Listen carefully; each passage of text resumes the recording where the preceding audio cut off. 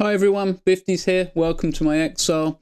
This is another video in my Should You Play in 2025 series, and I wanted to cover one of the games that I've spent the most time playing this year and last year as well. It's one of my favourite games from the last year, Deep Rock Galactic Survivor.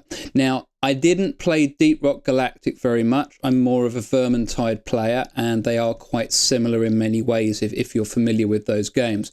But Deep Rock Survivor is one of my favourite bullet hells. It's an auto shooter bullet hell, and I've got some gameplay here for you so you can check it out. I'm a few levels in here, so I've picked up multiple weapons, but it's a lot of fun. I much prefer an auto shooter when it comes to a bullet hell, and if you're into these sort of games, then you will probably be familiar with Vampire Survivors.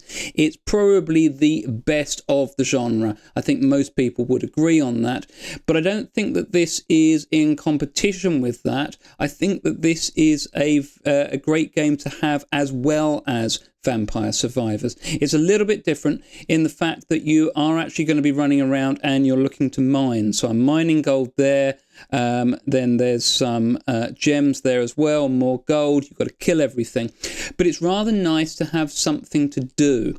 I notice when I'm playing Vampire Survivors, Death Must Die, games like that, that you're kind of just running around a little bit aimlessly. I know that there's things to find, but you're not always sure if they're there or if they're worth getting. Whereas here, you really do have to do something.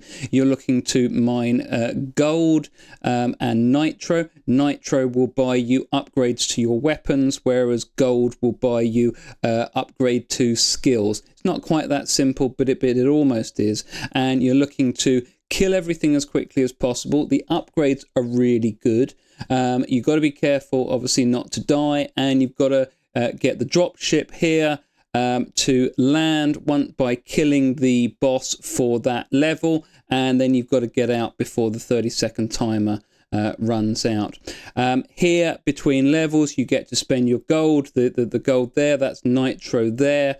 I tend to lean towards reload speed over fire rate, but the cost can make you decide. Now, the nice thing with this game is it has been out for about a year now, just over a year. It's got a very positive rating overall, mostly positive recently, and there was an update back in November, and there are more updates due very soon. It's still in early access. There's probably lots still to come. Early access still. I don't know if there's any indication as to when full release will be. But you can pick the game up. It has been available for as little as $6.99. That's UK. You're probably looking at, what's that, about $8, $8.50, something like that at a guess. So it's pretty cheap. Goes really well alongside Vampire Survivors. Like I said, that they're quite different. I can find myself playing both games, maybe back to back, and I am a controller gamer and I am a Steam Decker as well. I think it's an absolutely fantastic game for the Steam Deck. I do play it on PC. I find it a little bit easier to play this bullet hell. Like I said, it's an auto shooter bullet hell, but I do find this a little easier to play on PC. I'm a controller gamer, but I'm also playing on TV. I'm back there on the sofa, and this seems to work better for me than Vampire Survivors does on TV. Both are excellent on the Steam Deck, and I would very much recommend them, but I'm a huge fan of this one. It's nice to have something to do. The upgrades feel legit. They do really make a difference. You can really change your build. There's 4 different dwarves that you can choose from, and they have different weapons available to them. They have added different games within the game, and that's quite interesting. Normally it would be 5 waves that you've got to clear and then make it out after killing the boss, but you can do an extended gameplay where there's 10 levels. Now, I actually prefer that. It takes a little bit longer, but if you're looking to get your upgrades to improve for other runs, then there are certain gems that you will get 2 of if you can complete the 10 rounds. If you're not familiar with the game, then the nice thing is that you've actually got to get the a drop pod in, and you can actually use that to drop onto the boss, which is really cool.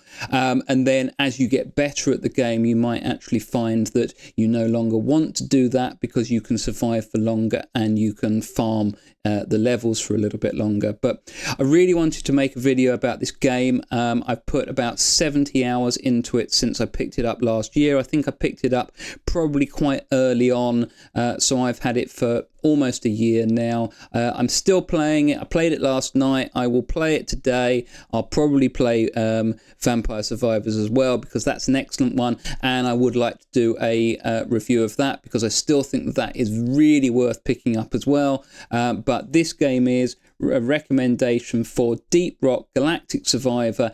Excellent still in 2025.